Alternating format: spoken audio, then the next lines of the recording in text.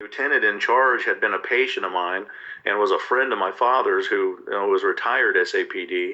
And, he told me straight out, he said, if I heard this story from anybody else, I'd think they're crazy. But you had my life in your hands, asleep on the table for surgery. I do anesthesia. Right. And he said, but, coming from you and your story's never changed. And, so they went through ICE and tried to see if any of this video, if they were videoing any of the sexual assaults and putting them anywhere. And basically, in the end, it's almost kind of like this former FBI guy is allowed assaults and putting them anywhere. And basically, in the end, it's almost kind of like this former FBI guy is allowed to do it, sort of, which is like what I kind of wondered all along. Is if I went following people around and tampering with their cars and standing around their front doors, I'd be arrested pretty quickly. And these guys were so brazen. This wasn't surveillance from afar, or I kind of think that car's following me, or I kind of think that person's following me. These were people literally standing in front of our windows right until you would come walking down the sidewalk, and they would run and jump in a car, or 3 cars following me, moving, jockeying around at 2 in the morning on a weekday, coming home from her house and shooting the finger at me when they would drive by, or trying to block me in until I'd finally maneuver my way around, and they would drive by, or trying to block me in until and shooting the finger at me when they would drive by, or trying to block Shooting me the in finger. I guess they're until going like I'd this. finally maneuver my way around. And the only good thing about being in Texas is what ended the stalking was when the sheriff came out to my house and said, you know what, you live in a rural area. If it's nighttime and they're on your property, shoot them. And this was not, there was not anything that was questionable about what was going on. So, well, good for you for defending yourself. And y'all hear that, y'all? Was out to my house and said, you know what, you live in a rural area. If it's nighttime and they're on your property, shoot them. And this, all right, y'all. So we gotta move to a rural area. We gotta move. That's what the sheriff came to his crib and told him, say, hey, you live in a rural area. If they on your property, shoot them. What? You live in a rural area. If it's nighttime and they're on your property, shoot them. And this Shoot 'em was dead. not, there was not anything that was questionable about what was going on. So, well, good for you for defending yourself. And obviously it sounded like you had to based on what you experienced. That was just horrendous. I couldn't believe the levels that they went to. I know it's gonna be somebody gonna be like, ooh, he got the Baphomet horns in the back. Some scared ass. Some scared ass chump. Dive into some of that. But okay. First, maybe we'll just start with some of these questions that I have laid out here. Paul and I put these together, so that's where they come from. So it's kind of an overview, but basically, why don't you just start by explaining what the problem is as you see it, and the ways in which classified technologies are being used on targeted persons. Kind of a general. Well, from my experience, it seems to be a form of remote neural monitoring is one of the terms we use for it. The other term is psychotronic weaponry that has been designed to interact with the human nervous system in order to remotely pick up on someone's neural network or EEG, and not only receive that and monitor it, but manipulate it and place it back into the victim to control their emotions or control their actions or bodily functions, ain't for that that matter. The other more recent term we have for that is EEG heterodyning or EEG cloning. What? Lord have mercy. EEG cloning. We have for that is EEG heterodyning or EEG cloning. They're trying to piggyback a signal and frequency signal. The difference between EEG heterodyning and EEG cloning would be, let's say, me remotely receiving your EEG and then duplicating it and putting that in another person to give them your same thoughts or feelings or physical reactions. Wow. EEG heterodyning. Ain't that what I told y'all? I said it's like the bots, their neurons is connected to you. That's the reason why you can move and they move at the same damn time. The bots are connected to your ass. Would be receiving your or putting that in another person to give them your same thoughts or feelings or physical reactions. EEG heterodyning would be receiving your EEG, manipulating it to put it back inside your head to give us a desired physical reaction or emotional reaction. These crazy, these bots are crazy. And there's nowhere in the world I would want to feel how they feel. You know what I'm saying? These motherfuckers crazy. And exactly, I mean, give me an idea of how this technology works. I mean, I wish I could give you a good example of how it works. I know Robert Duncan worked on some of the projects. I mean, he claims it's a very complex, mathematical situation that does it.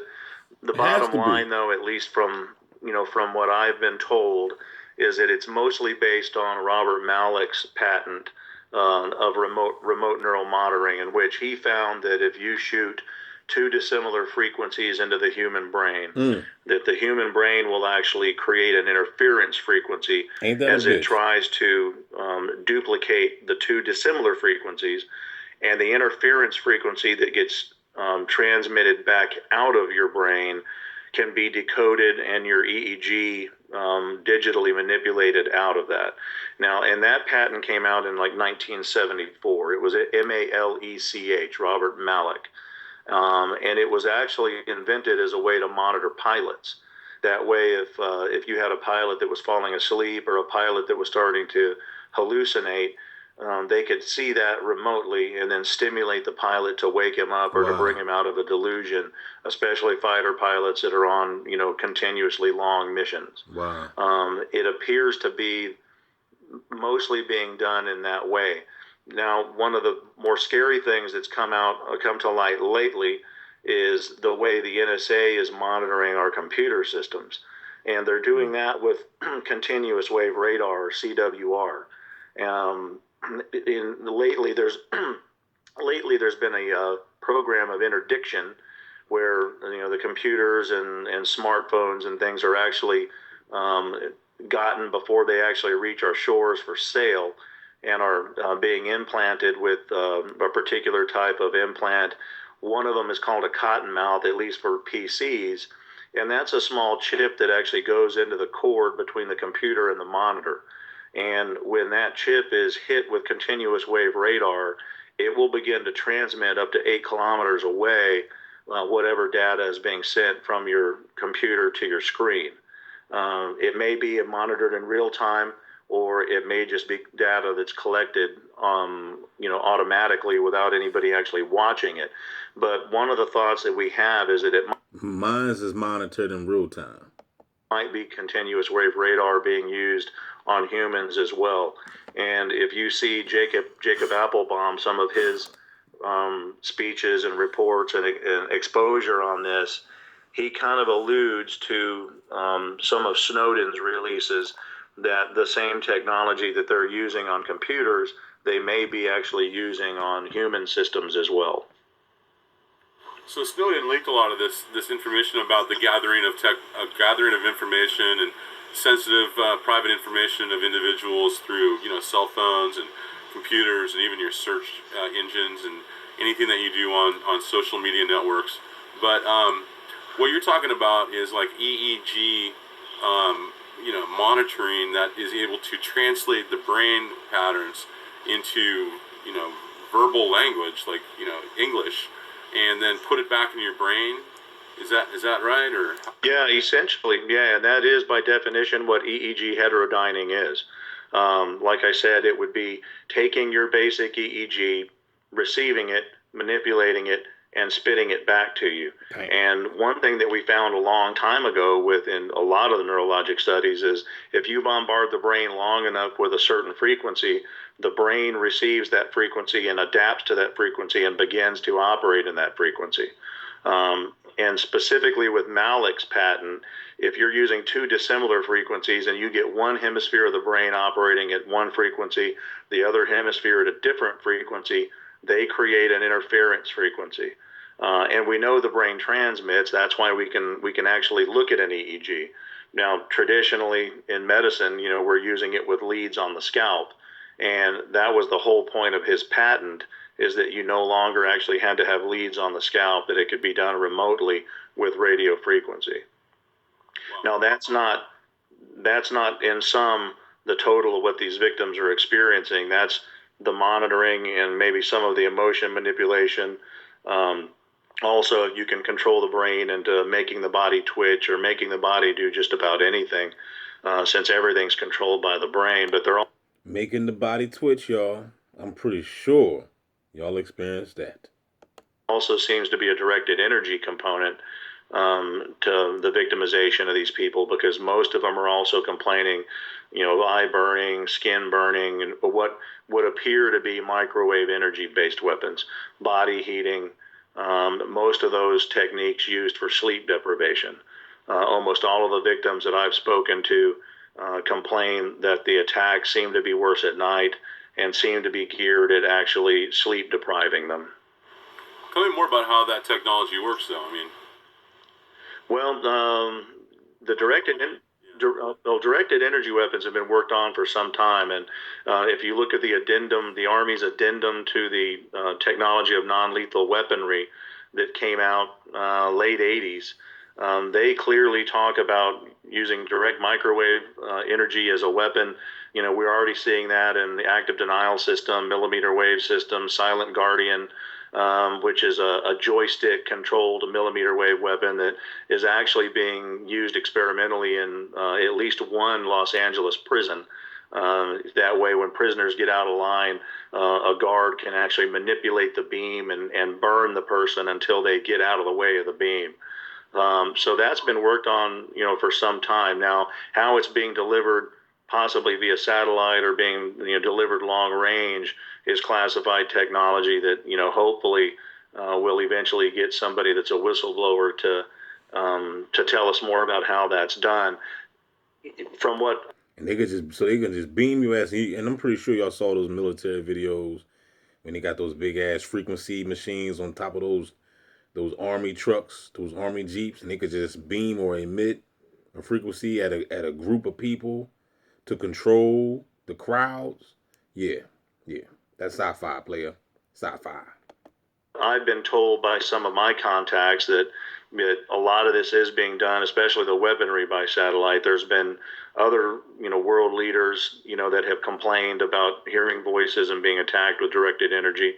Of course, most of these victims that complain about it are immediately sent to a psychiatrist who won't Google anything or won't look at any of their research. But the directed energy component has been around for quite a while. How it's being used on such a grand scale is yet to be seen.